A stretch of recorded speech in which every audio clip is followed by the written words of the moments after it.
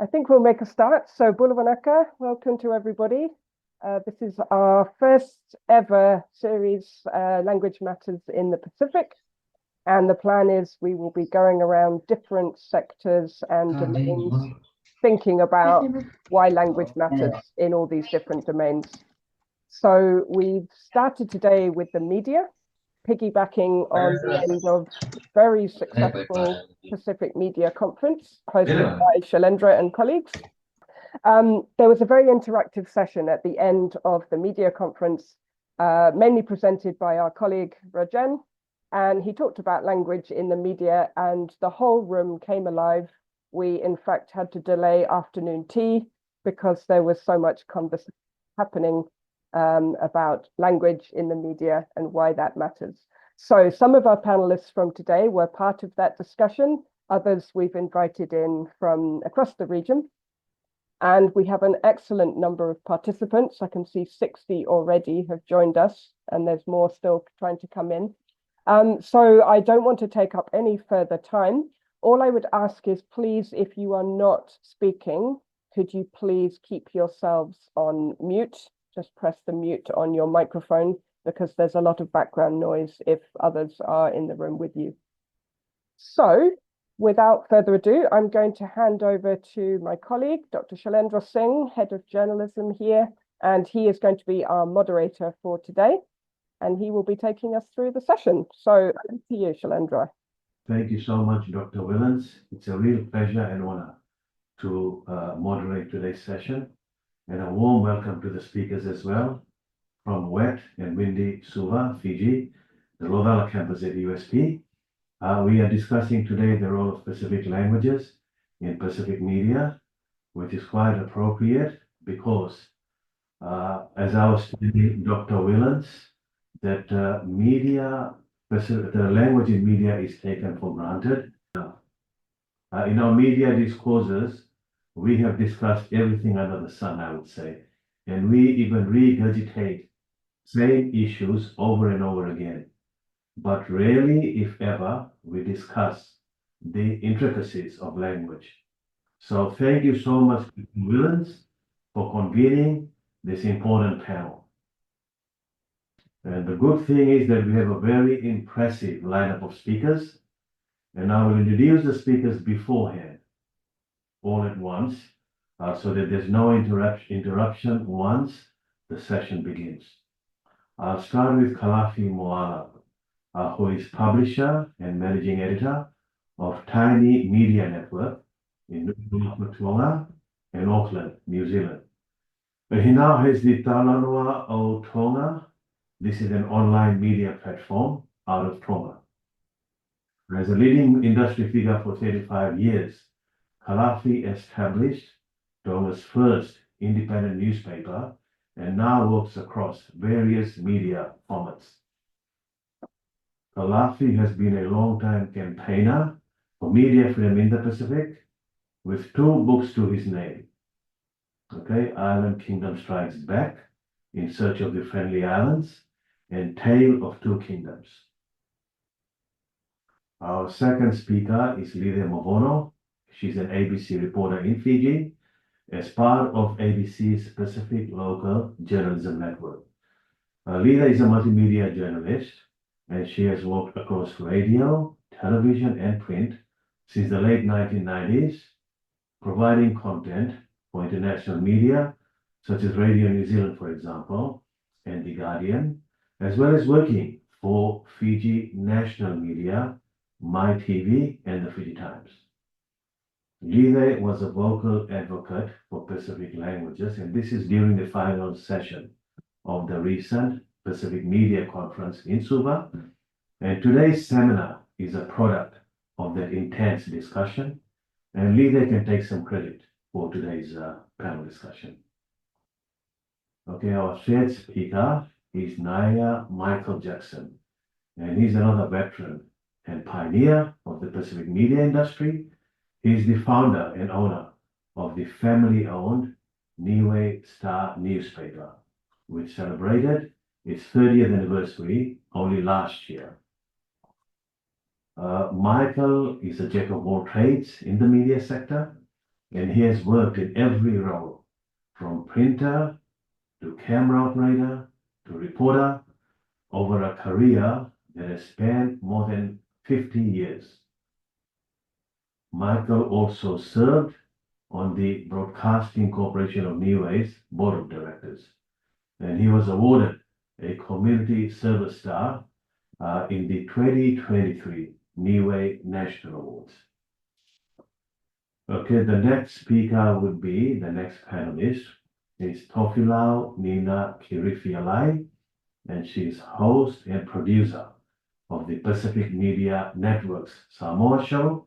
She's based in Auckland and is also the head of Pacific Engagement at the University of Otago, and she is responsible for nurturing relationships with Pacific communities in Aotearoa and the wider Pacific region.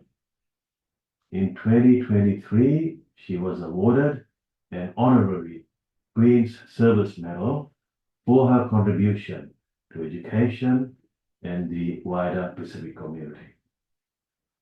Okay, and our last speaker to be introduced, our last panelist, is Erwin Engiki, and he's the editor of the Island Sun newspaper in the Solomon Islands.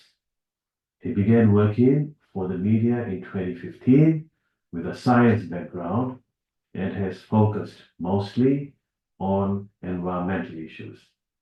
In 2022, Erwin was awarded the Prime Minister's Scholarship for Journalism, and he is therefore one of our USP students in communications and media. Since there are about 70 languages in the Solomons, we had to include someone on the panel who has been studying linguistics recently.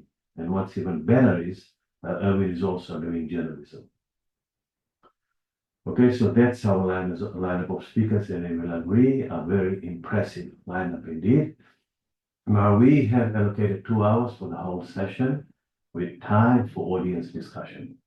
Our target audience is a mixture of USP students, mostly journalism and linguistics, as well as media insiders and interested public members. Okay, so for us, the preferred format is a panel discussion over presentations, and this is in order to accommodate questions. And I request the speakers to keep your responses short and to the point. We are not against elaboration at all, but within time limits, please, as we have a fairly long list of questions for the speakers, and we want to go through as many questions as possible in the allocated time. Okay, now we will start with each panelist providing a brief introduction with regards to which languages you are currently using or might have used previously in your media roles. Okay, so we might start with Kalafi Moala first, and then we'll go with each speaker after that. Thank you, Shalendra.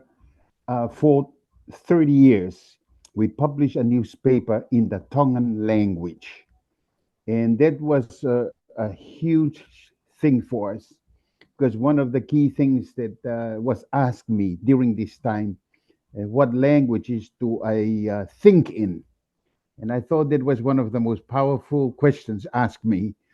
I speak 4 languages, and so it was important for me to answer that question: what language do I think with? Because I'm Tongan, born and raised here, and because our audience is primarily Tongan, therefore we concluded that Tongans think in Tongan. That's the language where they think. And so when we started the newspaper in the media group, we decided we were going to use Tongan as the main language to communicate in.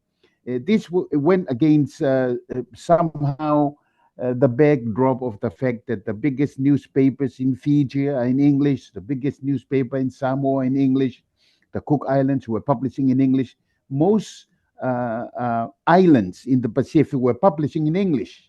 And here we are starting out a major newspaper in the Tongan language. So I'm very interested in the opinions and what comes out of the panel concerning languages, indigenous language.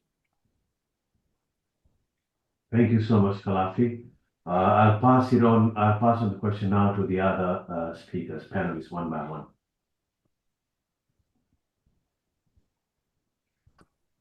Sarah Falava. Yeah, And yeah, Giorana. This week is Giorana is Cook Islands Language Week in New Zealand. We're celebrating it, so it's appropriate that I acknowledge it. I'm always two languages, Samoan and English, and been 30 years working in various parts of the media, and mostly now for the last 20 years was producing programs not only in Otago, the Otago Access Radio, the Samoan program that we first initiated there. And when I moved up to Auckland, that's when I was asked to host a program that happens twice a week. And I tend to like it during the after hours. That's my part.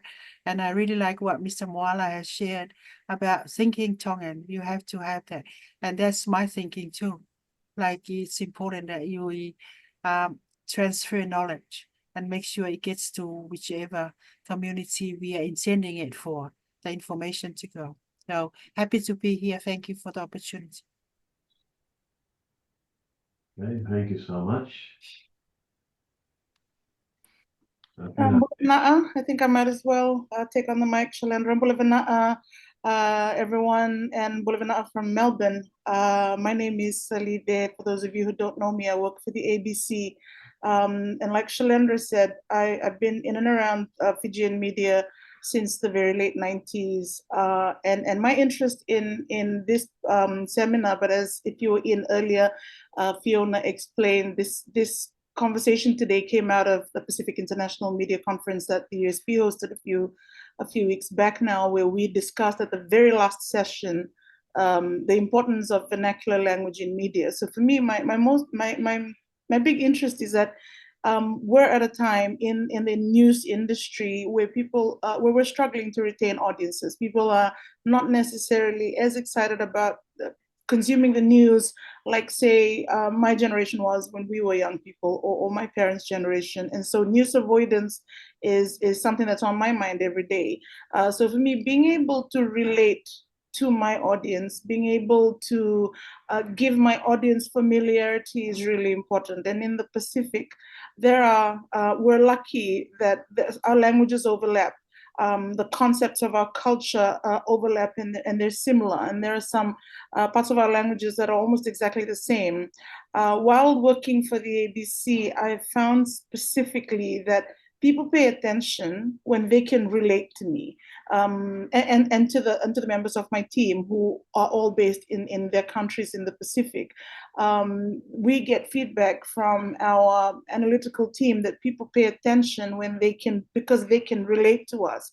And it's not just the Palangi audiences who are enjoying hearing our reports, but also our own people, our own diaspora. So for me, that's important. It's important for people to hear me using their languages when I'm talking to them. But secondary, or maybe more important to that, is the fact that there are some concepts in our cultures of the Pacific that cannot be translated in Palangi languages. And I think the one thing that I said at the end of that conference after a Jen's mind-blowing presentation is, why should we? Why should we translate into the Palangi languages? There are some concepts that cannot be translated, and it's okay, in my opinion, to use our own languages when we're discussing these concepts, because it might then motivate our brothers and sisters in the Western communities to learn more about us and learn about the importance of what we're saying. So that's the reason I'm here today, and I'm so excited that there are so many of you, and also maybe a little frightened. Thank you, Shalend and Fiona, for this opportunity. Excellent feedback. Thank you, Lida. I'll invite the remaining two panelists to please contribute your perspective.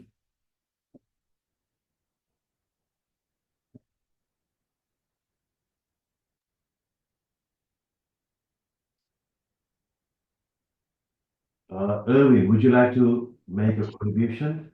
Okay, hello everyone. Firstly, I'd like to thank you, Dr. Fiona and Dr. Shailendra, for my being here. My name is Owen Angiki, and I'm an editor for the Island Sun newspaper here in the Solomon Islands. The language that we publish in is English. Since we will be talking about language and media, I'd just like to add a little info about the Solomon Islands, which is a good example of a small country, but with many languages. Solomon Islands is a Melanesian country. 95% of the population are Melanesians, followed by Polynesians, Micronesians, and others. The Solomons archipelago stretches 900 miles from our border with PNG in the west to our eastern border with Vanuatu. There are 70 languages here with more than 100 dialects. We also have English, which is our official language used in schools, and official written communications and official instruments. Example, our constitution is written in English. We also have the Solomon Islands Pidgin, which is the common language spoken throughout the country. And we also have the Solomon Islands Sign Language.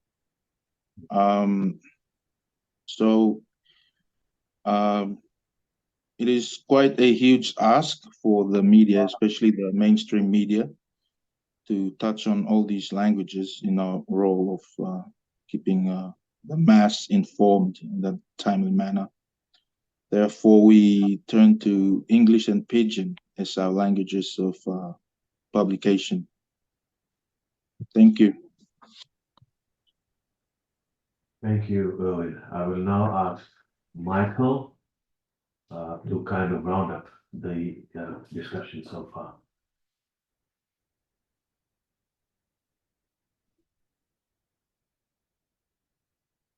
Hello, Michael. Would you like to add anything to the discussions? First question.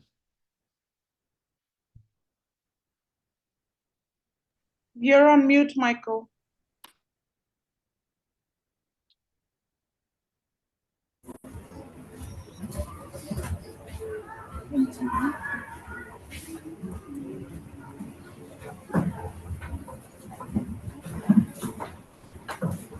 Michael Jackson, you're still on mute. I'll send you a message.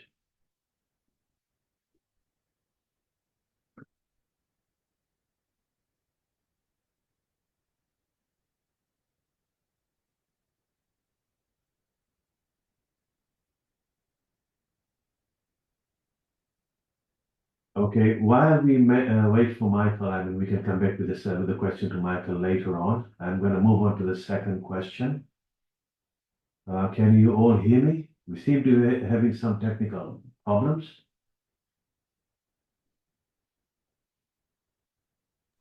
Yes, we can hear you, Shailen. Excellent, okay. Yeah. Yes, we can.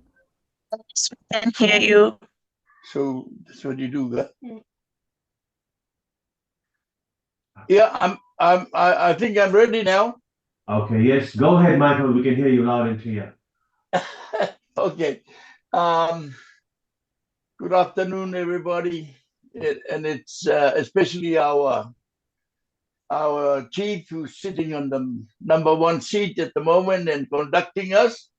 I'm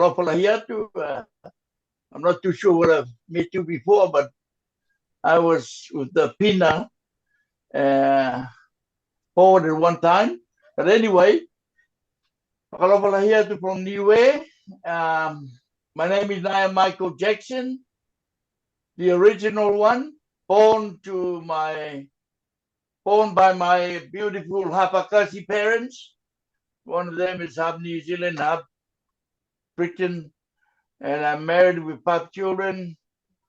And I started working in the newspaper is when I finished with the Niue government printing, which we print the Niue. The only newspaper Niue at that time, which is the Tohitala Niue. And when we started, or I started with the privatizing of the government printing office, we start the New Star, which is still going up to now. And last year we celebrate 30 years, as you can see on my T-shirt. And we are still going strong, as we say in this my introduction. 3 years ago, I decided to enroll on the USP Mga Niue certificate. And I'm proud to say that I have completed 3 of the 6 papers, and taking a short break as our firstborn 49 years old son passed away last year.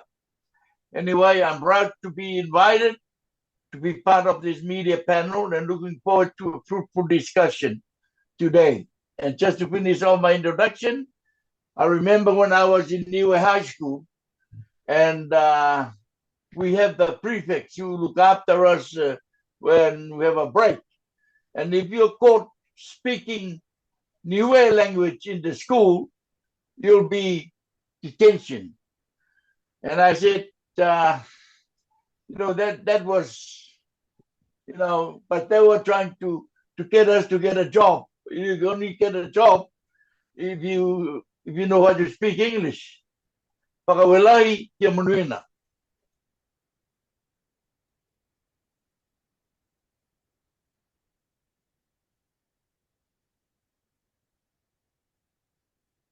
Anybody heard me? Yes, we can hear you, Michael. I can hear you. Hello to my friend Kalafi. Okay. All right. Thank you so much, Michael. It's a pleasure having you on this panel here. The excellent feedback from our panelists has set the pace, the scene for question number 2. I'm going to be off camera for a while because we're having some technical problems here. I'll jump back on camera as soon as the situation stabilizes.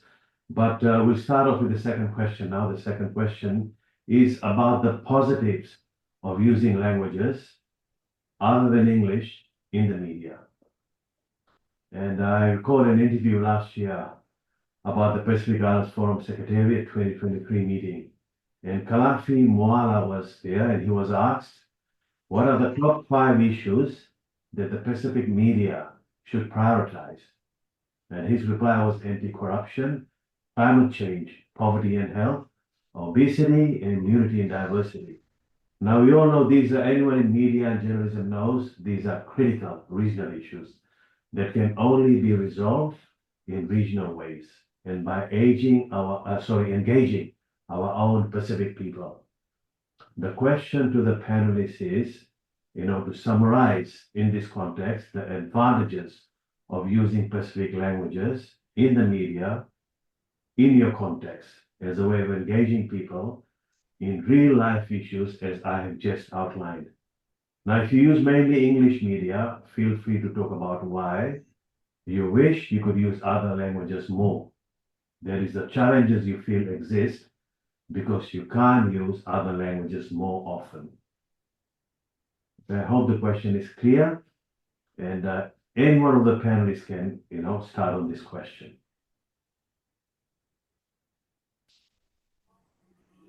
I'll start off, I guess, because before we started the Tongan language newspaper that I referred to before in the introduction, one of the things I did was doing a survey in Tonga. Now, prior to that, I had spent almost 20 years overseas outside of Tonga. Some of those years was to seek for further education. Some of it was to work. And most of the countries I spent my time in was in Asia, particularly Japan. One of the things I noticed in Japan was the fact that their media, including education, was in Japanese. In other words, you can go to school from primary school all the way up to university level, all in Japanese.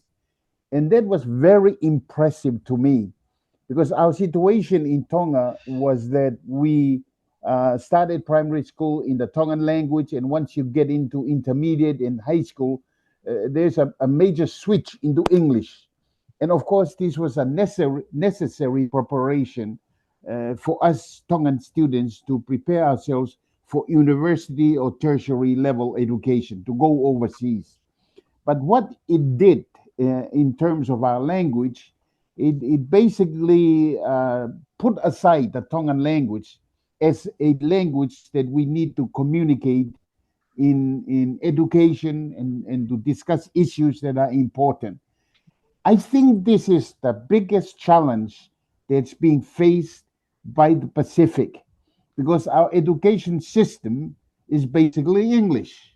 And so we have a challenge because we've got a whole new generation that's coming up whose language of receiving information is language.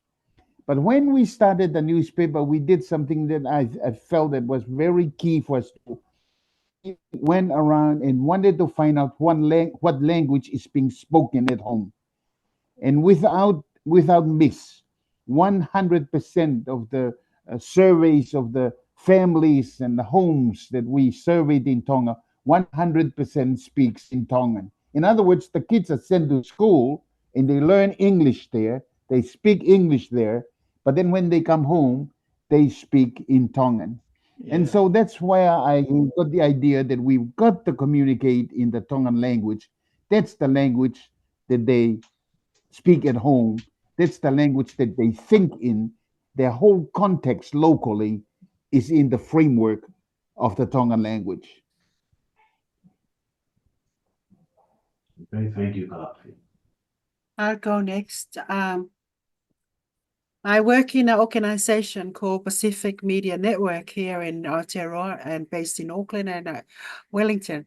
We have 9 language programs, and that was the wisdom of the government of New Zealand about 2 decades back, acknowledging that there are different, the Pacific Islands group, as we're known, is a diverse group. So we have, for instance, we have PMN Samoa that I work in, and PMN Niue, PNM Tonga, PMN, so forth, Fiji and all that. So we have different dates, we have different hours and all that. The value of talking in our own indigenous languages was highlighted when COVID hit in 2020, and the messages needed to be straight into the houses, the homes and everything. And that's when the whole world really realized the importance of our languages, our various languages, so that we are able to reach each community. I tautoko what the veteran Kalafi has shared earlier about why we need to talk in our languages and what I found, maybe because I've been an educator for 30 years. It's mostly for me, I found in a Samoan community is education. And you take little things like, for example, okay, when you vote, you go and you pick up a paper and you look at it and then you press like that and you explain it in Samoan. And that's how we had a high number of Samoans turning up and vote. It's like there are so many things that we take for granted, but when our elders go to a voting booth and they see this very colorful list of all these strange foreign names, what do you think they're going to do? They won't go back to that. So we use it in our team and as a way of educating, because not everyone has experienced those things. So when it comes to issues that are of national interest and all that, then that is when you see our languages really, really coming through as really important. The second generation, the next generation of New Zealand-born Pacific Islanders, you really see them rising now, and in different languages, the cultures, our wear, our whatever we do, like gold tooth with Tonga, the tattoos with Samoans, the haircutting with Nguyen and all that. You see the younger generation are speaking that language now. So what we're saying is the indigeneity of our values, and that's why we need our languages, because it'll help speak to the next generations. Yeah. Okay, thank you, Dr. Lau. Less than halfway into the discussions, we can already see what an important topic this is for Pacific Media. Thank you. Okay, which other panelist wants to go next? Shalane, I'll chime in now if that's okay. So if I remember correctly, your question is what language do we currently produce news in, and what language do I wish I was doing more of? So I work for the Asia Pacific newsroom of the ABC's News and Investigations Division. All of our work is primarily for an English-speaking audience.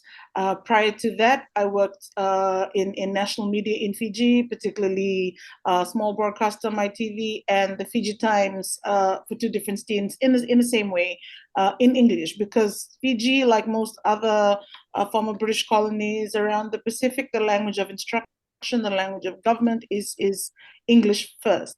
But one thing that I've found, ironically, since joining the ABC several years back now, is the freedom to execute editorial license or creative license, for want of a better description. I find a lot more freedom now to say to my editors when I'm putting together a package, there is really no other way to translate this. I am not comfortable with the currently used English ways to translate this concept. So if it's okay with you, can we just run it as it is? And I will explain the concept, in reported speech, whether it's digital or in my introduction, if it's radio or television. And I found a lot more freedom now than I did when I worked, in Pacific National Media. And I've become very big of an advocate to write in the language that you think, especially if you're a Pacific Islander, for all of the reasons that my colleague from PMN said earlier. First of all, as Pacific Islanders, we know the language that our communities like to receive and collect their messages in, their information in. We know it because these are the communities we come from. But more importantly, recent international events, such as, for example, especially the pandemic in Aotearoa, but also it was the case in the United States, and it was the case also in Australia to an extent.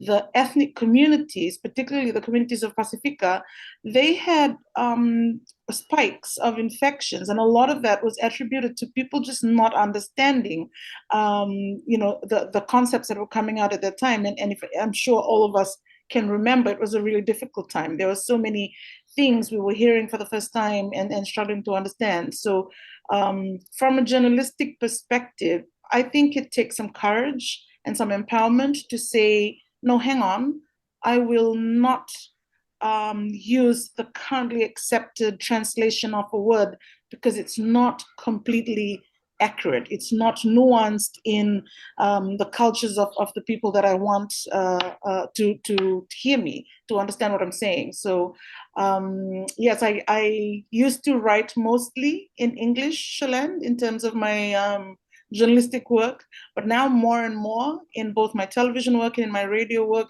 I have a lot more freedom to use Fijian if it's Fijian, and we're lucky in Fiji that a lot of us are trilingual instead of just bilingual. We're speaking our own indigenous language, Wasavakaviti, and a lot of us also speak a smattering of Fiji Bat, or the Fiji version of Hindustani. So now more and more, as recent as yesterday morning, I was explaining to a colleague who is Tongan the difference between Indians and Girmatias and Indian nationals, and recording a sound file so that they could pronounce the Hindi word to a way that was acceptable for me. I hope that answers that question, Shalane. Okay, very well articulated. Thank you, Lide. We'll be posing a question on the COVID-19 pandemic a bit later on. I will quickly restate the question I had asked earlier on so that it's clearer to the other two speakers. What are the advantages of using languages other than English to engage the public in the pressing issues of the day? And if you are using English, what are some of the disadvantages? Okay, we've got two more panelists. Maybe I can invite Michael Jackson next. Okay. In Niue or Niueans, always boastful that they know the Palangi language. They are better, in speaking the English language. And when you have the Niue Star operating, I don't know whether my friend Kalapi remember, but I asked him about why your newspaper is mainly Tongan, Taimio Tonga. And he said to me, because that's for my people. I said, okay. And I said, why you put the advertisements, the Palangi advertisement in the paper? Oh, that's to get the tola, the paanga, the tala. And he was right. So when we start do our newspaper, I put it on 75% Niuean, and the rest is in English, and mainly because of those advertisements. And I do my editorial in Niuean, and I ask my editor, co-editor, to translate it into English, and was never done. We just let it go in Niuean. And I said, fair enough, it's a language that we must, hold on to it. That's our forefathers, and I remember the time, as I mentioned, in school when we were detention for speaking in Niuean. Now, in the schools in Niue, we have raised that, taken that away and put in language, Niue language for our young people. And I also remember when I do the bus run, because I have a bus that transports students.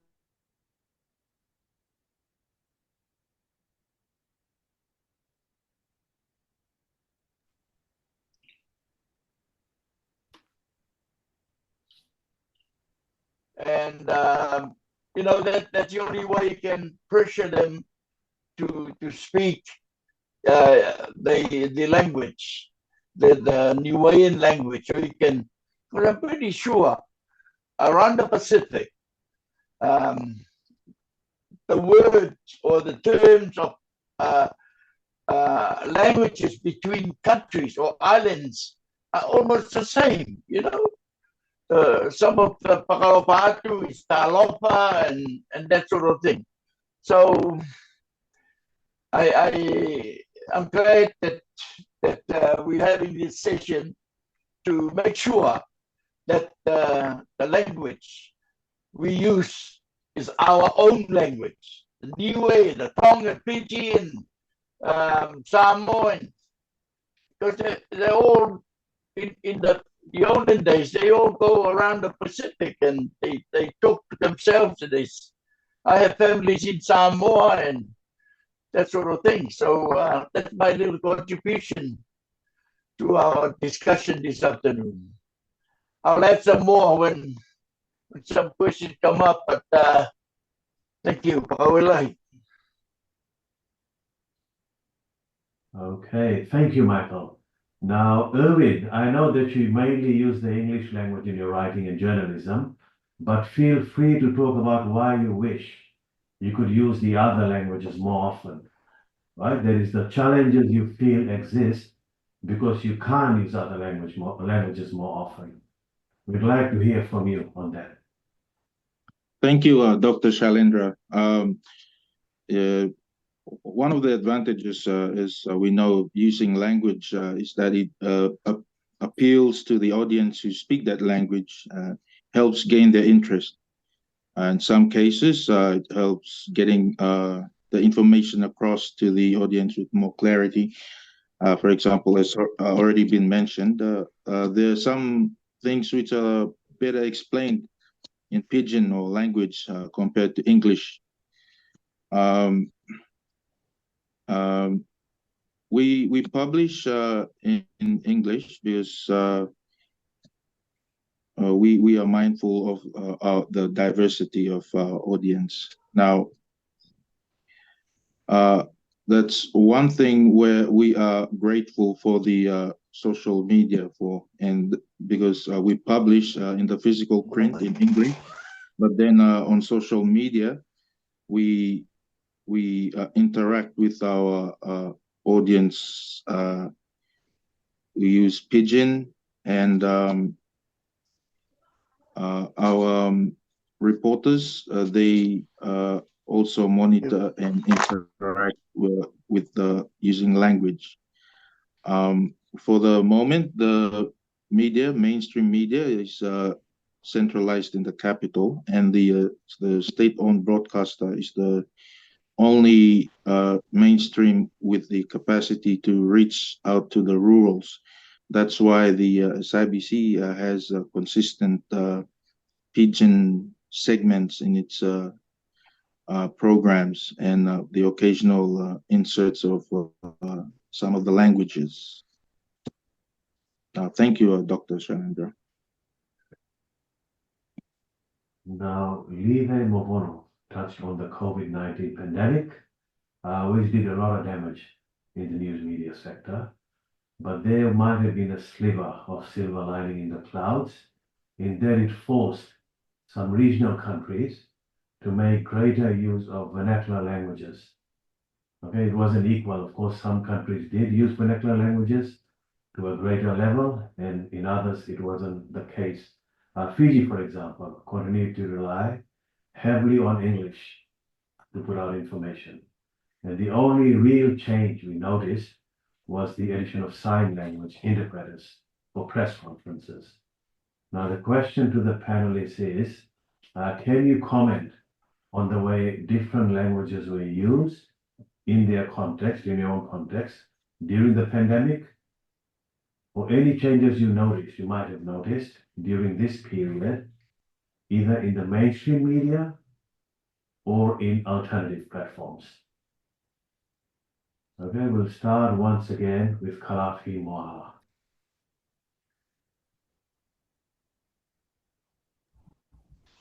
Thank you, Shailendra. I'll speak about our situation here in Tonga. I am one of the believers that communication during the pandemic time, in Tonga at least, it was a disaster. And the reason being is that much of the communication concerning COVID that came to Tonga was transferred in English. That was the language of science, that was the language of education, that was the international language in which this information came into Tonga. And so those, and I speak about those in the health department and our leaders who are very accustomed to the fact that any new important information is always transferred in English. And so they were able to communicate it in English. Many of the people in Tonga didn't understand what was going on. So there needed to be people, and especially in the media, that would translate those concepts and the rules and the instructions into the local and Tongan language.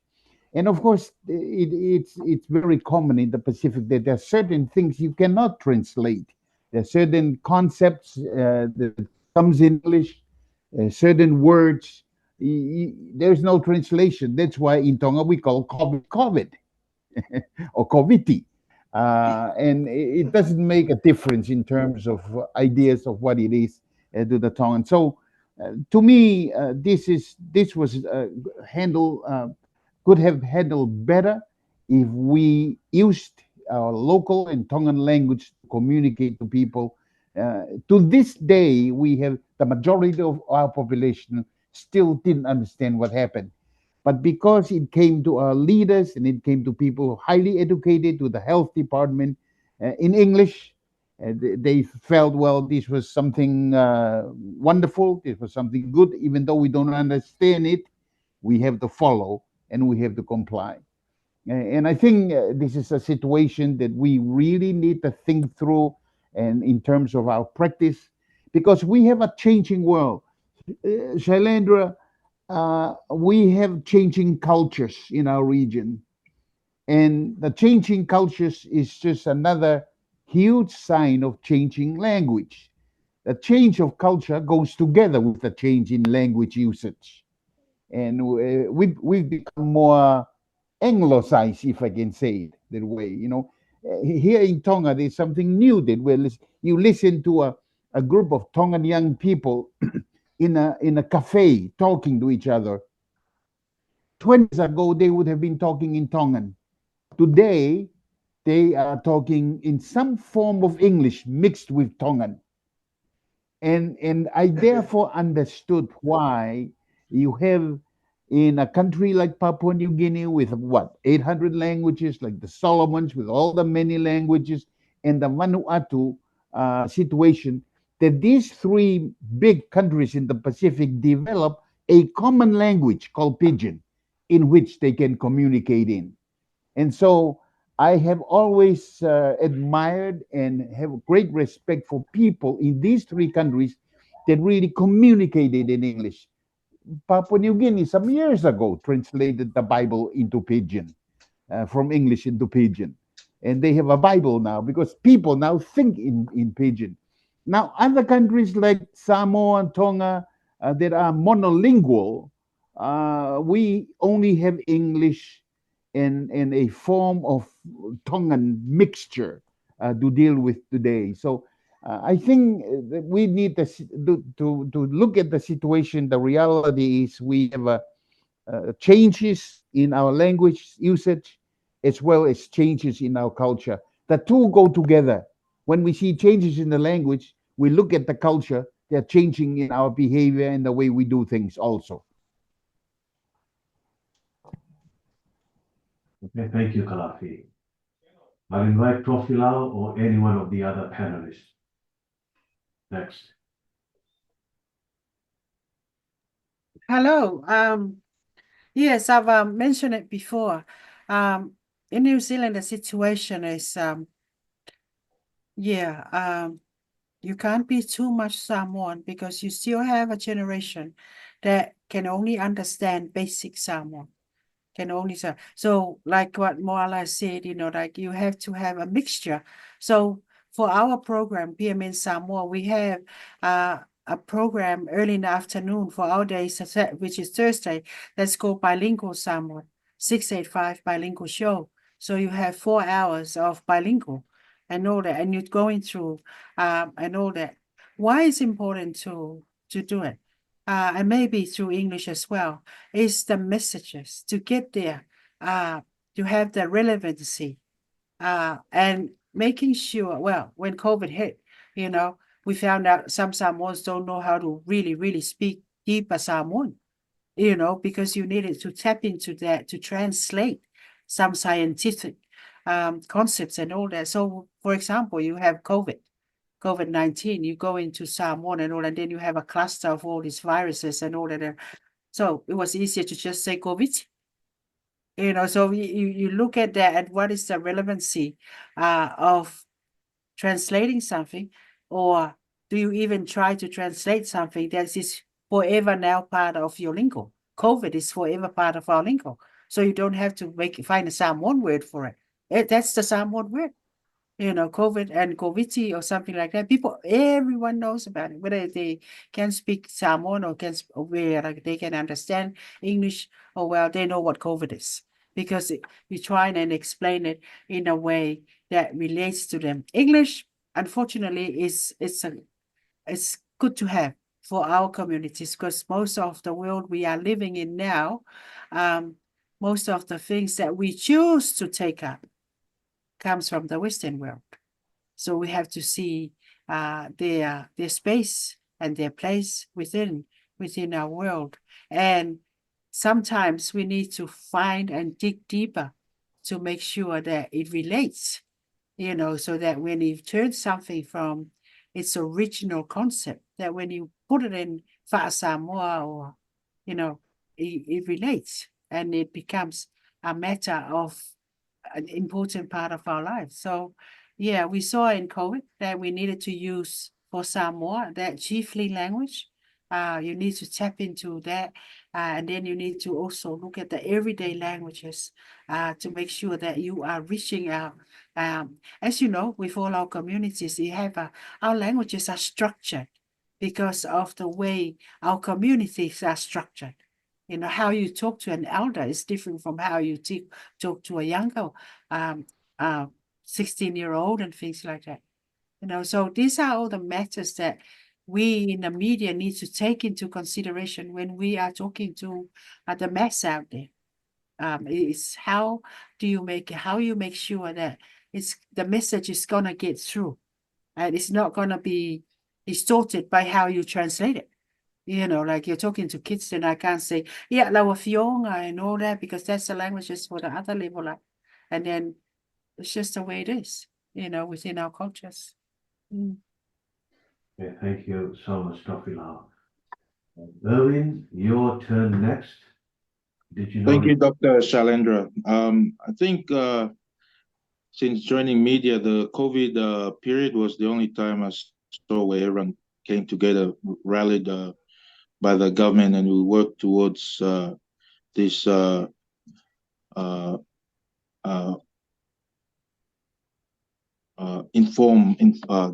informing the public. Of the mainstream media, we continued continued publishing using English and Pidgin.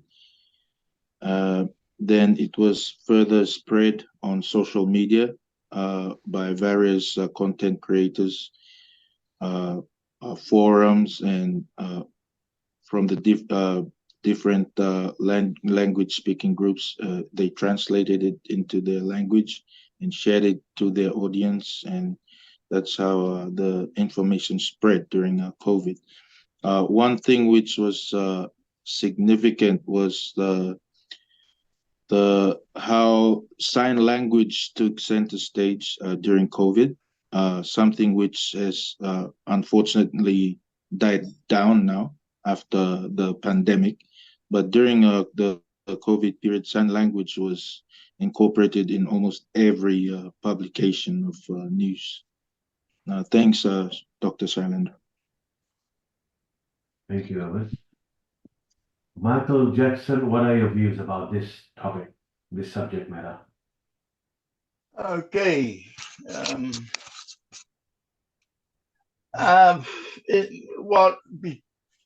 One time in Niue, or when I was out of high school, we have a class which we called side school. Side school is for the Palangi kids. When the parents came to Niue for, like to work in Niue, director of education or the director of works, they bring their children, and that side school was set up for those students, children, and half of it, Niueans went there too. I don't know how they select them to go to those schools, but maybe there are policies that I don't know of that set up for that school. Now there's no side school. It's just the USP, the new high school, and the primary schools. So the language, as I said before, which affects our children, or some of us when we were in school, were penalized or detention because we speak the newer language. And I said, yeah, but that's our language. But we never said that in those times. We just say some newer swear words at the prefect who put you on detention. So in terms of the whole community or the whole population, and this time and age is to go like both languages, but always honor and put the local the Niuean or the Tongan Samoan languages as still the number one. That's like Wala was saying, when the COVID get to Tonga, they change. I mean, they just send the notices in English. Now can families just like in Niue. So we just have to go with the time, but make sure that our languages, the Pacific Island languages, is there and still strong. You know, just to keep us going instead of okay, well, but it's a funny thing because sometimes when you went out with your mates to have a beer in the bar, and you start off talking in Niuean, but when you're ready to go home, you start to talking in English. Now, but you're just both Niueans, you know. So those are the things that we need to. And when you get home, you cry at the wife, "Where's the food?" And say the F word. Why not just say the Pacific Island F word? So that's my little contribution, and I learned from experience. And yeah, this is very the language within the Pacific Islands. We have to hold on to it, to our own languages. Thank you. Okay, thank you so much, Michael. So far, we are receiving amazing feedback and also doing fairly well on our timing. I would like to have at least 30 minutes of Q&A, and we have maybe 20 more minutes to go, which is okay.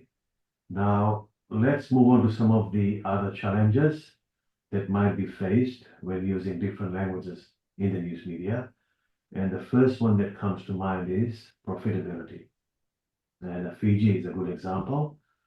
For example, if you look at the once prominent vernacular newspapers, they have closed down because they were commercially unviable, deemed commercially unviable. However, vernacular is still viable on Fijian radio and television, very much so. Now, I'm just wondering about the experiences in some of the other contexts. So can any one of the panelists comment on any financial challenges faced by their media companies who opt for languages other than English? Okay, so any one of the panelists can start. Yeah, our one here, we have to bid for our funding every year. Indigenous languages are not, not go business still.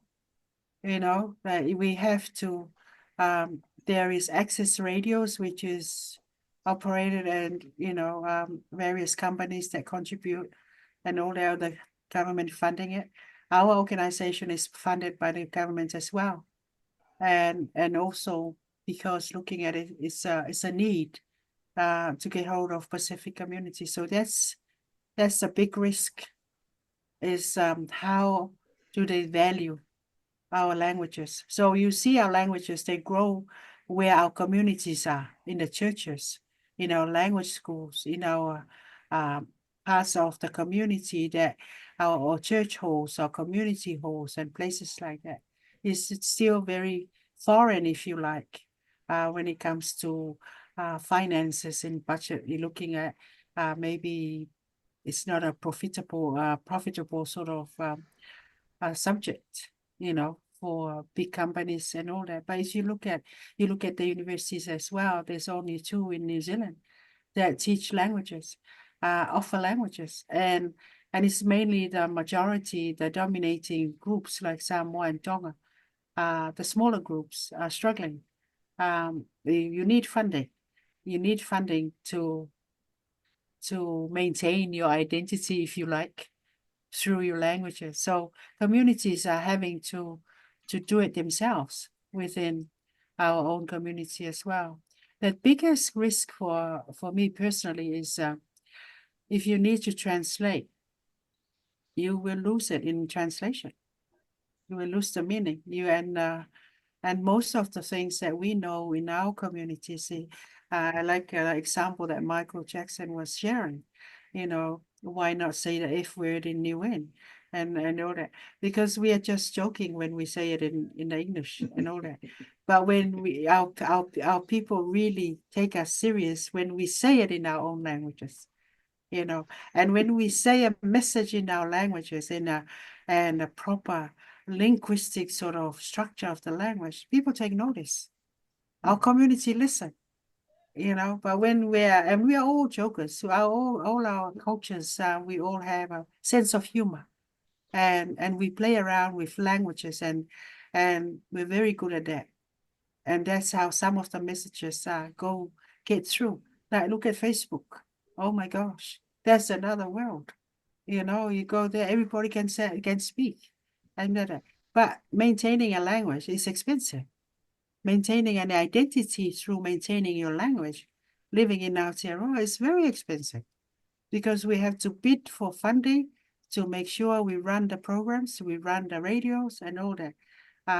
Māori have been successful over the years because we have a really big fight about it, Indigenous people around the world and things like that. So we rely on our home countries, to continue to nurture and all that, and continue to give us that identity and that point of difference, of being who we are. Thank you. Thank you.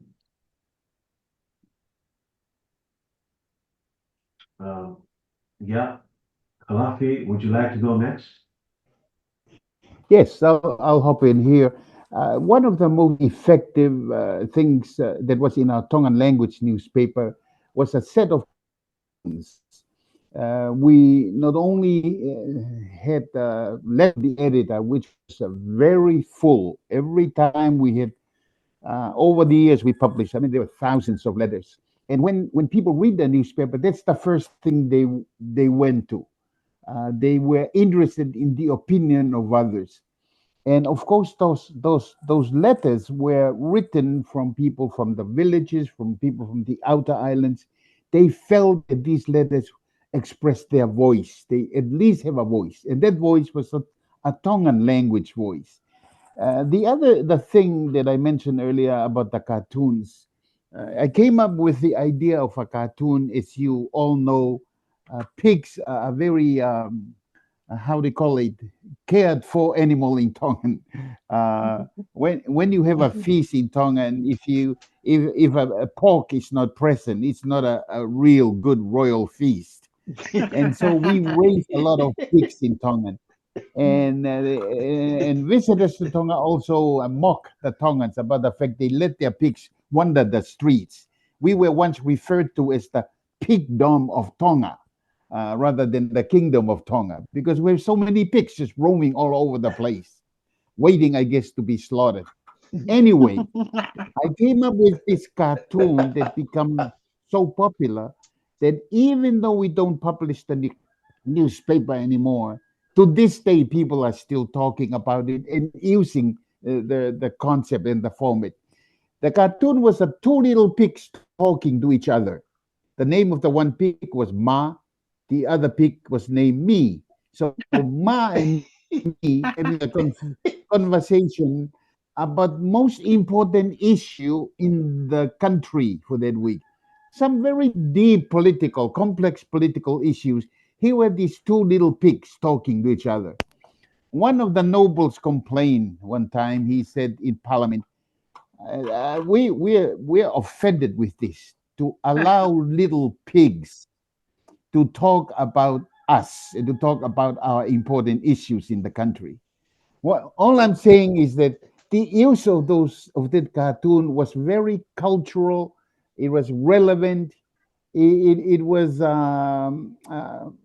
people just absolutely went to the paper to read that. So I think one of the things that we need to do in our language communication is to be more creative, whether it's radio, whether it's newspaper, whether it's television, to come up with Pacific Island creative formats of how to communicate. Not to do it in the English way, but to do it in our own island way. There are, humor that only islanders can understand, we will. Palagi won't laugh at our jokes, because it doesn't mean anything to them, but we meaningful to us. So I think we've got to be creative in our language communication.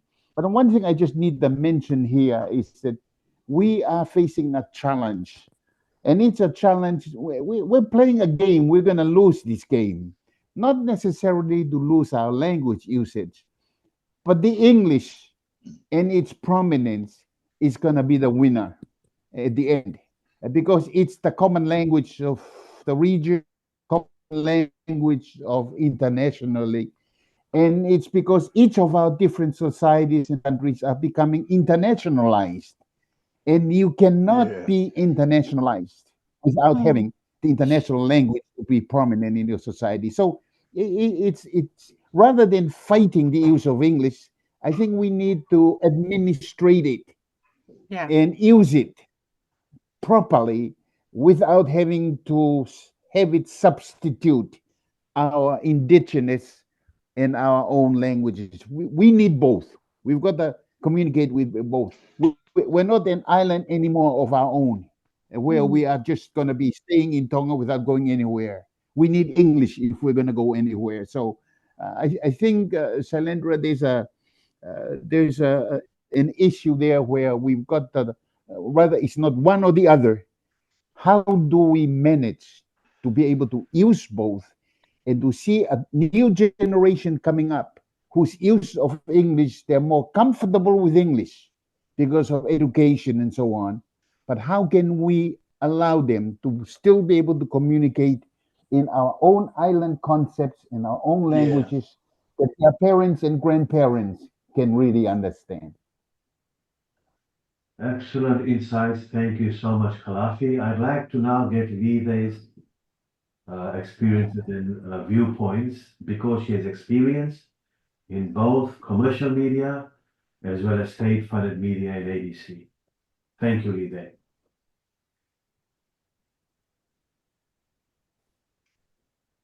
Sorry, Shailend, I had left the room when you were asking the question. What is the question exactly? Yeah, so the question is about the challenges that might be faced when using different languages in the media. And this has to do with profitability. What sort of pressures does the need to be profitable put on the use of vernacular languages? Because you would expect, state-owned or funded media not to face any pressure, but Profilau just told us just a while ago that they too have to apply for and compete for funding as vernacular media. So what is your experience having worked in both commercial media as well as in state-funded media? What are the commercial pressures on vernacular media, vernacular language? Thank you, Shailen. And yeah, I think it's really important. First, before I answer, my perspective of things based on my work experience is that at the ABC we have absolutely no commercial revenue. The organization is built and protected by a charter within the Australian Constitution, and so we're completely government funded, although completely independent off of the government, and it's a very unique situation, but not unlike some of the public broadcasters or state broadcasters that exist in the Pacific. Most of the other public broadcasters in the Pacific do derive a commercial income in that they sell advertising like everybody else, and so there's some both unconscious and pretty conscious influence on the content that they create. At the ABC, we're completely about the public's interest, and so everything that we produce is about reaching the public. And so currently, under brand new funding that the team that I belong to is also resourced by, there have been, I've actually lost count of the number of products, but there's been several new products rolled out since we received the Pacific funding in late 2022. So we now have, for example, if you're in Fiji and you switch to 106.6 FM and catch Radio Australia, you will hear Pacific Beat at 6 to 7 in the morning Australian time, 8 to 9 Fijian time, and Solo time, and 9 to 10 Tonga time, for example. And then immediately after that, there's Nisia Daily, which is a bit more lighthearted, in-depth look at the stories in the Pacific. Then you have Sister Sounds, and you have Sister Let's Talk, and you have Pacific Sounds. So it goes on, and it's all to do with reaching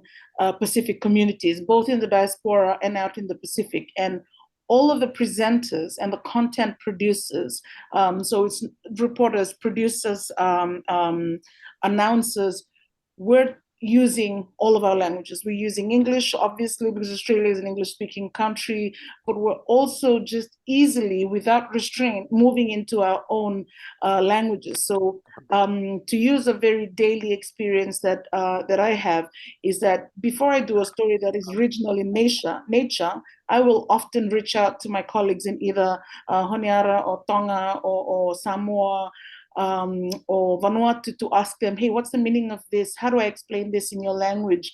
Can I translate it or not? And things like that. And so now we easily do that. Whereas when I worked at the Times and at my TV, everything would be translated almost to a T. I don't have that pressure anymore. Now I just go ahead and say things in my Pacific Island language and explain it as close as possible. But I think some of my colleagues in Australian media who cover the Pacific, Sue is here from Benar News. Stefan and Brewster was meant to be here, but isn't at the moment. In our conversations, we're finding a deeper understanding on their part, a deeper understanding of Pacific concepts, of Pacific issues. And so I disagree with all due respect, with Mr. Moala, that we need that it's about substituting, or that we need one more than the other. I think that when we give people a concept that is specific to the Pacific and that may be unique to the Pacific and not necessarily having an equal in other countries such as Australia or the Americas, it gives them the motivation to learn that concept too. And one very important example is Talanoa. It became quite popular, it became widespread in its use in 2017, 2015, 2016, when Fijian Prime Minister at the time was using it to describe a concept to bring people to the table to talk about climate change. And so as a result, I find a lot of my Aussie and Pakeha Aotearoa colleagues using that concept, using that explanation now when they talk about the way we communicate in the Pacific as opposed to the way they do it in Western societies. I think there's an opportunity here to transition with empowerment and to share in the beauty of our language and our culture with our colleagues in other countries. I disagree that young people only want English. Young people are not just picking up newspapers or turning on the dial. They are on TikTok, they are on Instagram, they are on Facebook in these groups, and they are speaking in our dialect, a modern colloquial version of indigenous language, but they are speaking in the languages still. And young people only learn from us, I think. One example that I wanted to share earlier in your question about COVID, Shaland, is, what are the lessons to be learned from COVID? During COVID in Fiji, we had close to 70,000 infections. We had 869 people die from COVID-19. I am pretty sure that we had the worst situation in the entire Pacific. At one point, our infection rate was higher than even Australia. And we saw a complete change in the way the government worked with media, and not just conventional media, but social media, with influencers, with content producers. And we were speaking in the vernacular, because when it came to the difficult conversations around vaccinations, when it came to the difficult conversations about the care of our elderly, it meant we had to go back to the way we speak in our homes and in our villages. And that's exactly what happened in Fiji during COVID. The Ministry of Health, the ministry, the government department started to reach out to people they saw as influential or as influencers on social media. And they asked us for help in breaking down the concepts, the anti-vaxxer sentiment. And we did it in our languages, and not just our languages. We did it in our dialects. Every single province in Fiji brought together influencers, linguists, teachers, journalists, doctors, and we spoke our dialects, all the different dialects, even in colloquial young people speak. In Fiji, on Twitter, there were Twitter squads, we called them at the time, and it was people speaking in a language that they felt comfortable in. So I just wanted to share that I think that we're at a crossroads in terms of the way language is used. We've learned from medical crisis, we've learned from what's happening in the world today, that people like to learn the way they like to learn. It's on us to find out how it is they like to learn and adopt the way we work according to that. Thank you. Excellent insights. Thank you so much, Lida. Now I'm going to pick up pace a little bit because we are running out of time. The fascinating discussions, and time is going really fast. We want to leave at least 20 minutes for questions and answers, and we'll try and wrap up the remaining questions in the next 10 minutes. So the next question is about social media, which is prolific and widespread and effect of life. Does any panelist want to comment on how social media has changed the financial situation in vernacular and also English language media? I'm after quick responses. Thank you. Anyone can go first. Maybe Erwin can go first this time.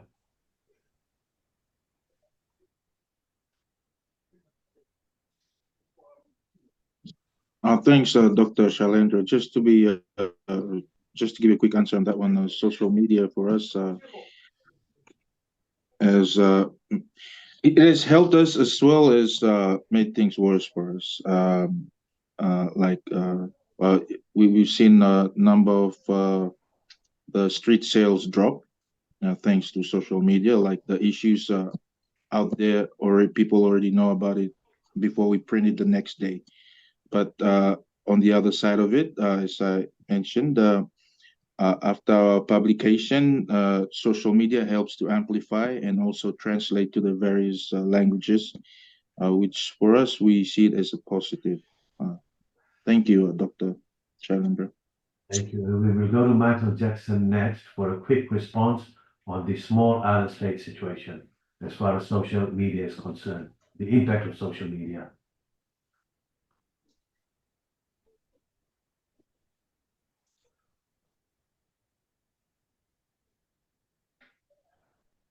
Hello, Michael, are you there?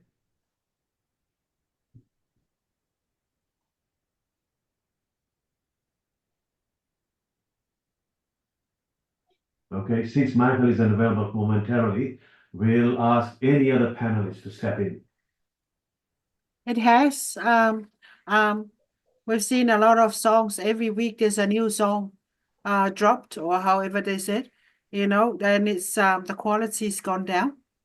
But because there's the opportunities to have this put together and release within you know, a week or something like that, as you can see it as profiting certain people, but at the same time upsetting some of the ethics in our life, you know, like taking a tune from America or Niue or something like that, and then just put some one words there, and then they dropped it, and then it's out. So you see that sort of thing being done by social media, because that's their market, you know. So there is a market there for, and it's worrying because the quality is not as good.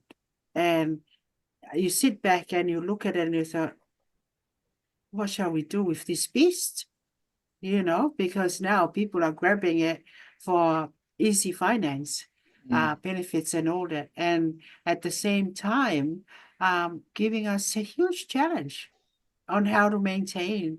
The next 5 years, you know, there won't be many of us older generations that will hold that old traditional protocols of structure of language. So you see the risk there. Thank you, Trophy Lau. A quick response from Kalafi, followed by Lide. I think social media is here to stay. We're going to have to live with it, and we're going to have to look at its aspects that's very powerful in how we can impact societies. I think we who have been involved in mainstream media needs to accommodate social media and learn how to adapt to it. I think the issues that are challenging, like disinformation and the use of social media for many other causes, I think it's gonna finally moderate itself. But I personally, is somebody that I think we need to move into social media. Imagine if we have journalists and media, traditional media, dominate the social media.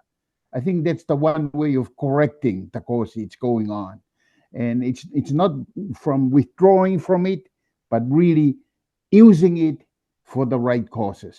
So that's my opinion on it. Thank you. Lide, over to you. Has social media changed things and the way we use language and the profitability of the way we work? Absolutely. I mean, I think that in the Pacific, we're still a little bit more insulated, maybe. We're still a little bit more, I want to say protected. Some people say we're experiencing the effects of social media a little slower than others. I think we're still a little protected by the fact that some of the tech, some of the features of the social media platforms are still not completely available in our Pacific countries yet. So we're a little protected by the impact of social media on the way the news is done. But here in Australia, and I'm almost sure that it's the same case in Aotearoa, it's everything. Social media is everything. For example, in the ABC, our strategy now is digital first. So we go to socials first. We no longer prioritize getting out into the radio bulletins or even the television news channels first. We prioritize getting out into the digital space. And it's simply because of something that I mentioned earlier. It's about going where the audience is. If the young people are speaking in the language that they're speaking, that's where we go.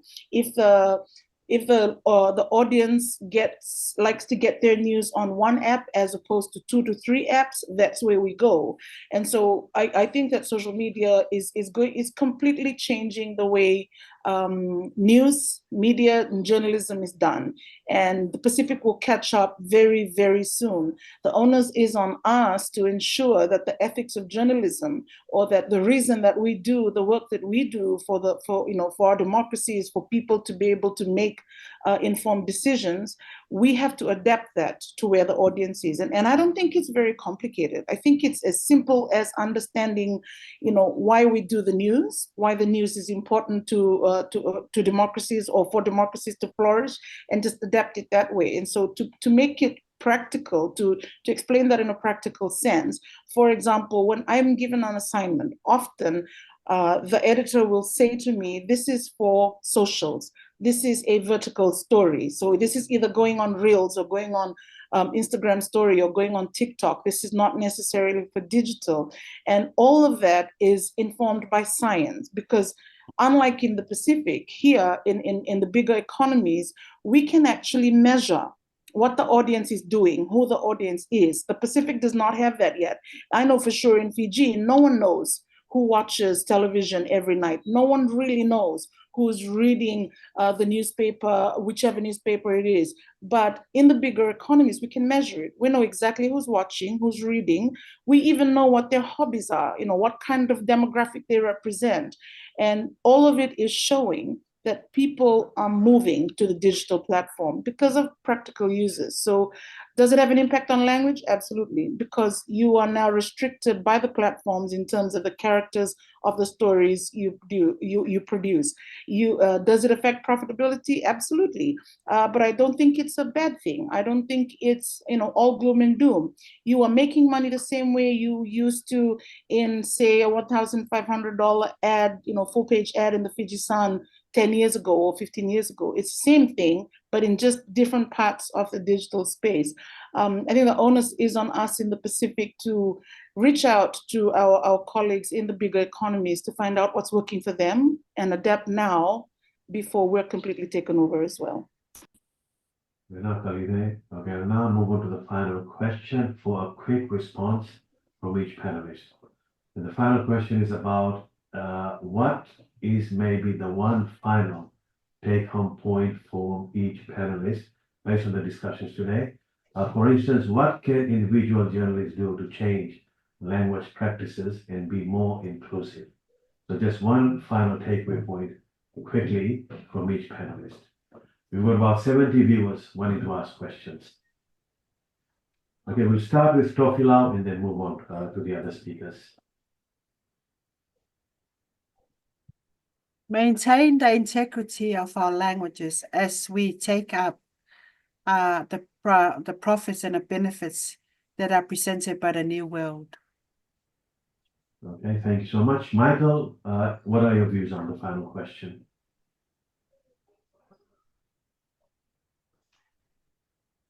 I have a problem with my connection. I don't know what happened, but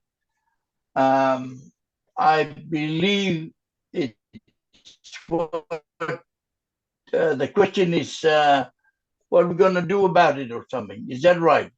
What is your parting message?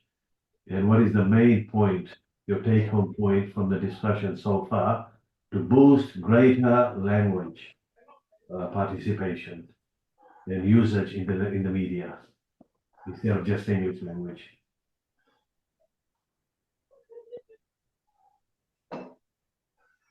Yeah, sorry, I couldn't hear properly, but I think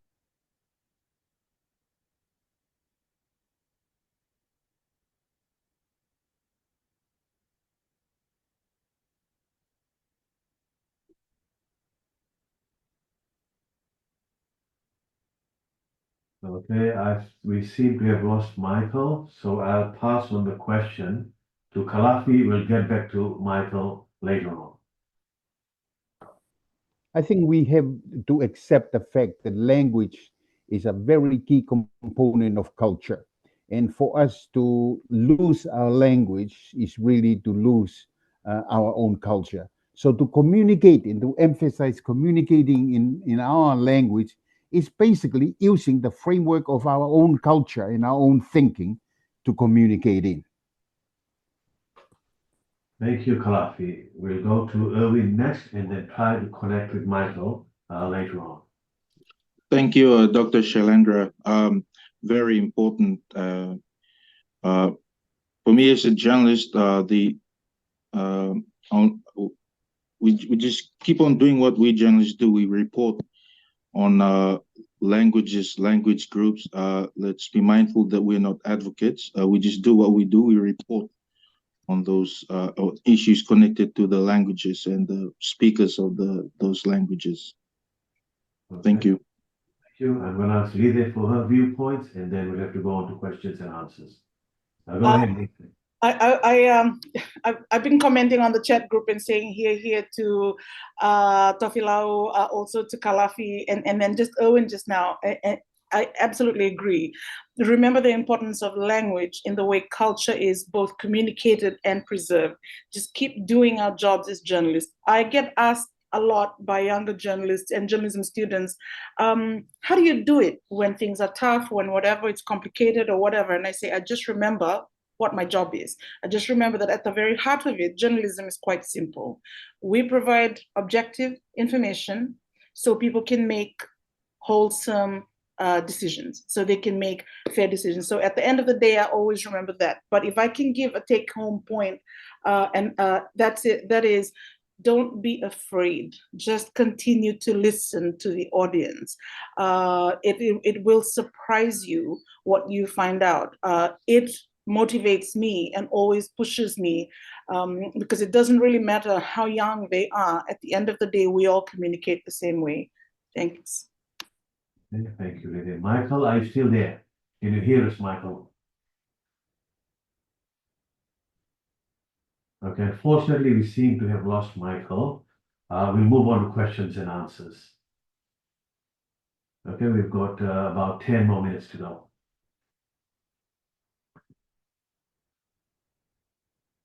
So,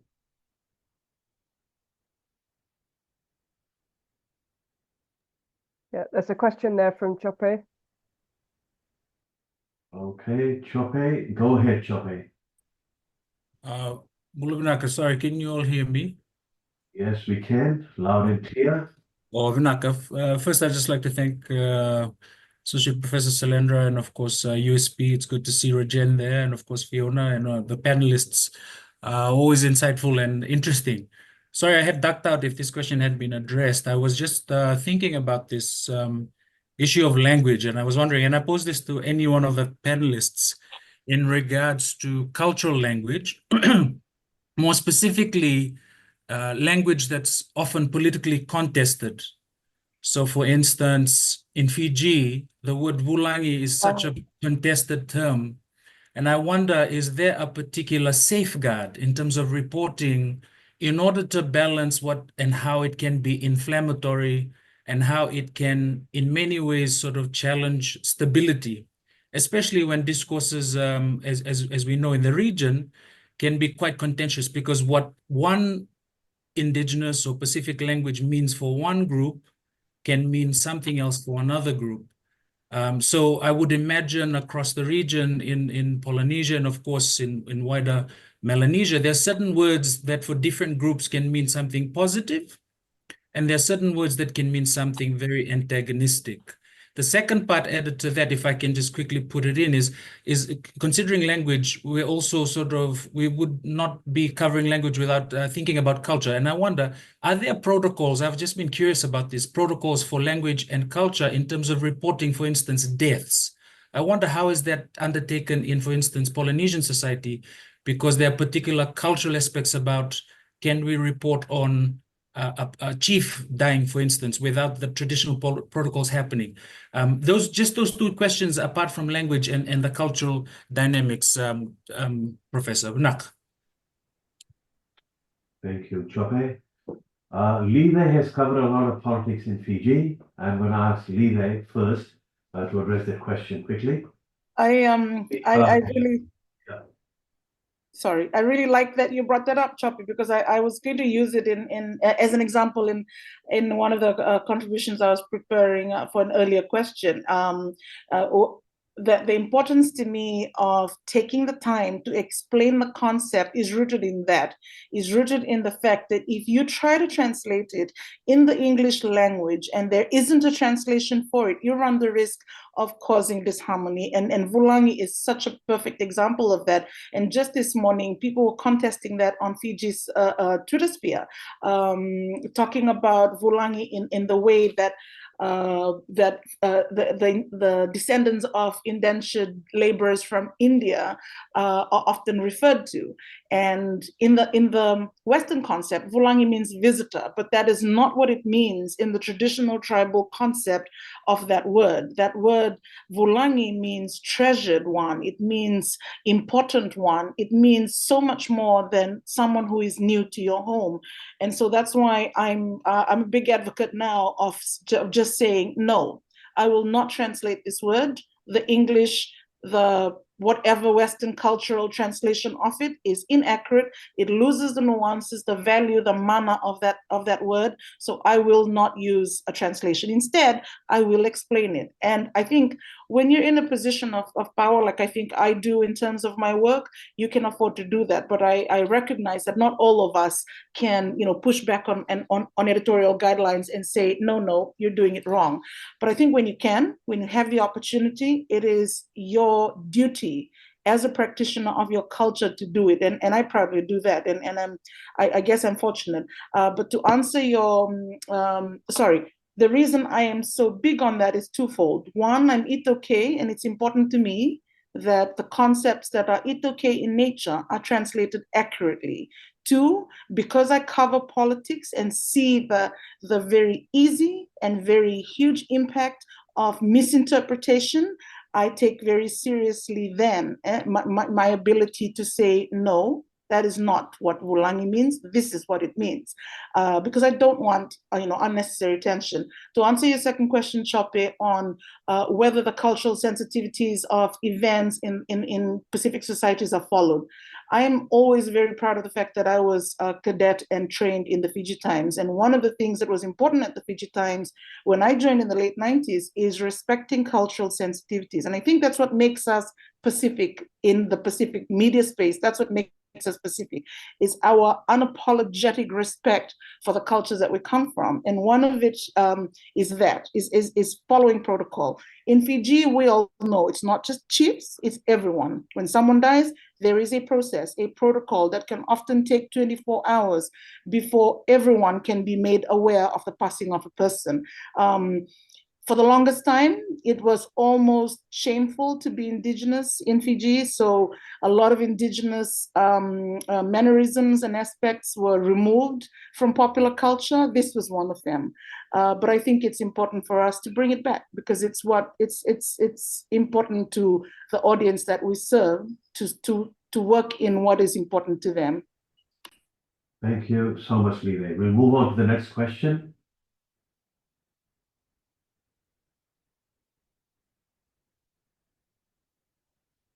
Okay, are there any other questions? For some reason, I can't see any hands up on my computer screen.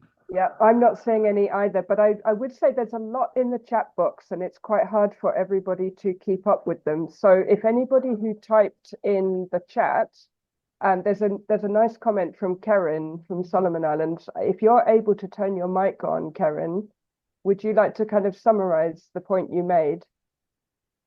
Or anyone else who's added something in the box, it would be great to hear some of these questions because there's some really good stuff in there that we might all be missing. Ram Singh Jr.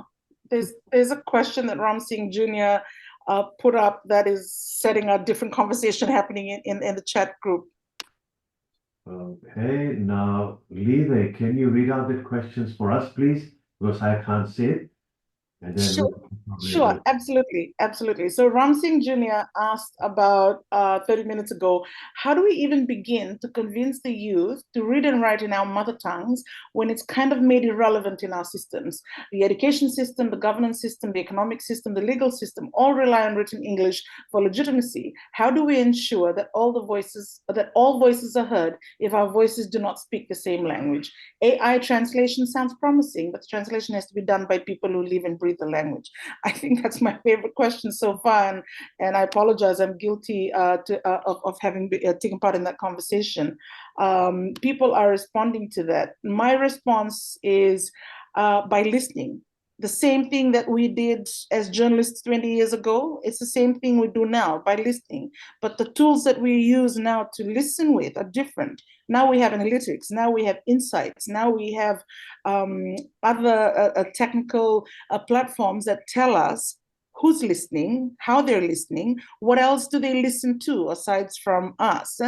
And one thing too that I said to Ram Singh is, when you listen to people, you would be surprised. I bring that from, again, COVID. When we were doing those, we call them community talanos, and every day we would do Twitter live spaces. People speak the language still. It's just a shortened I am instant messaging version of their language, but they're still speaking their language. It's on us, the people who produce this information, to learn how it is our audience listens and speaks if we want to be where they are. Okay, thank you so much, Lide. Ram Singh's question is an excellent one, and it distills the problem of social media, commercial viability, and so forth. It's a question with regional relevance, and I'll ask Khalafi Moala for his input, followed by Tofilao. And if time permits, then the rest of the panelists. Thank you, Shalendra. I think that we need, as Pacific Islanders, to learn from the Maori model. And by that, in history, the Maori lost their language and in effect affected their culture directly. And so during the 1960s, there must have been some Maori pioneers that decided we're going to reverse this process. And so they started with media. They had a Maori language magazine, a Maori language radio program, even a Maori language television. And they started Maori language schools where their kids went to that school just all in Maori. Now, I went to New Zealand in the 1960s for education, and then there were very, very few people that spoke Maori. You fast forward 40 years, 50 years later, you go now to New Zealand, and the Maori are proudly, young people in the streets are speaking Maori. You compare that with Hawaii. The Hawaiians have not been able to do that. They have had a struggle, and there are some reasons for it, to restore their language and restore their culture. And yet the Maori in the world has been the successful people. And I think we need to learn from it. We that are not in a indigenous situation like the Maori does in New Zealand, we need to learn how to restore, how to protect our language and culture. They did it in an amazing way. And we see today not only a language, but a whole culture being restored. Okay, thank you so much, Khalafi. Before we continue, I just want to give my deepest thanks and appreciation for our learned panelists, in case you got off suddenly. And very insightful discussions which vindicated the topic and the subject matter, the brainchild of Dr. Willens. And I just want to point out that we had an attendance of 72 people. That's quite a lot. And all but 2 have stayed right till the end. Right, so thank you so much. Now I'll pass it on to Tofilao. I have to say my thanks in case you get cut off suddenly. Thank you. Please. Yeah, thank you so much, Moala. There is the perfect example with Maori people. They had that kura kaupapa. And I think I just want to tell Toko that. I just want to also that. That's what we do. Sometimes we do not highlight the weaknesses. Let's highlight our strengths. So you bring them in. For Samoan one, you bring them in, you teach them the Siva, the Ava, and things like that, and then infuse the language. Because when you put up the language, they run. They're whakama, they're embarrassed to come and do that. So there is creativity, as I mentioned before. It's up to us. We have the power, and we have many other cultural ways that will speak our language without speaking, if you know what I mean. Like bring them in a soft way. And let's look at the Maoris and copy what they've done well. Thank you. Thank you so much. We will bring in Erwin and then Michael if he's still online. Shalendra, can I just let you know there's also a question in the meeting room, all our students that are sitting there. Apparently there's a question there. Okay, now. Hi, can everyone hear me? Yeah. Just thanks to all the panelists for a really great discussion. My question builds off the previous one that talks about AI. There was a panel today, or there was a presentation today at USP from one of the US's AI experts who talked about the possibility of resurrecting and saving languages by using AI. And I'd love to know the panel's thoughts on how AI could be positively used in Pacific media to help save and restore and propagate languages. Excellent question. Thank you. Any one of the panelists can go first. There's two ways. AI stands for artificial intelligence. It also stands for ancestry intelligence. You know, you gotta marry the two to make sure that we maintain and maintain our point of difference. Malo. Malo, I want to contribute to that and just say a few years ago, a Fijian gentleman funded and put out the creation of the Holy Bible in formal indigenous language. Almost immediately after that, I saw an improvement, a huge dramatic improvement in the way AI can translate it okay.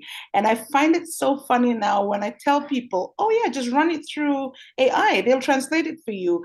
I tell a few people recently when they struggle with translation of Itaque language, and I tell them, run it through an AI app, you'll get it. And they're shocked. And I tell them this, don't be shocked and don't be fearful.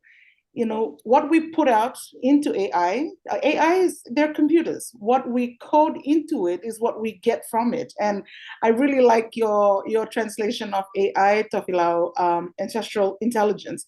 What we give it is what it'll give us. And I think there's a real opportunity here now that the entire world is becoming integrated with AI to guide that AI revolution so that it works for us and not the other way around. Okay, thank you. We'll take the final comments from Erwin and then Kalafi and Michael, if he's still online. And if you don't get cut off suddenly. Thank you, Dr. Shailendra. I'll just give you the quick, lazy answer, and that is, we welcome AI. It'll help us in our jobs, especially with publication and translation, and where language comes in. Thank you, Doctor. Thank you. Kalafi?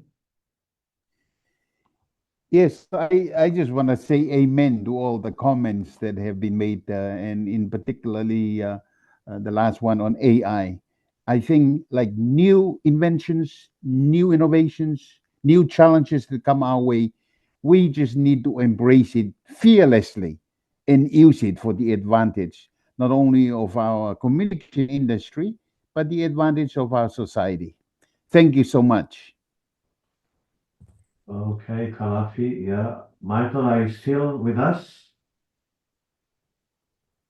Okay, if not, I'll take one last question from the meeting room in case there are any questions from the meeting room, since we are not dropping off, it seems. Thank you. It's me, Rajan here. Thank you to all the panelists for that great discussion. Lide, you and Chope's question was, of course, something which is very important for the Fiji situation. I won't add more to that. I think Lide and Chope had covered it quite well. But talking about AI, Fijian language is quite well documented. And because it has been well researched and documented, we are able to use that. So when we talk about AI with indigenous language, it's two-way process. What AI gives you, as Lide said, is what we have fed it. So we have to be careful here because most of the languages of the Oceania, especially when we talk of Solomons and Vanuatu and Papua New Guinea, have still not been documented. So we need to be careful about that. First, we need those languages to be documented well before we feed it to AI. And then AI will actually give us back what we feed into it. So it's a great tool, but we cannot rush into it. We cannot put the cart before the horse. So it's a place where we need to thread on very carefully. So that's my feeling. Naka. Oh, yeah, okay. Fiona, shall we now close the session? Yes, I'll leave it with you, Shalen, to do the finishing off, but thank you. Okay. Okay, as I was saying, it's been a wonderful evening, wonderful afternoon. It was time well spent. Thank you so much to our learned panelists, as well as the audience. As I said, 72 in attendance, and all of them stayed with us until the very last, except maybe for our handful. And this is not the last of the discussions. This is part of a series, and we will keep you informed about future panel discussions on this topic. With that, thank you so much, and I look forward to seeing you again. Shalen? Yeah. 63 in this room, but 30 in Rajendra's room. So almost 100. Almost 100. Well, excellent. Thank you.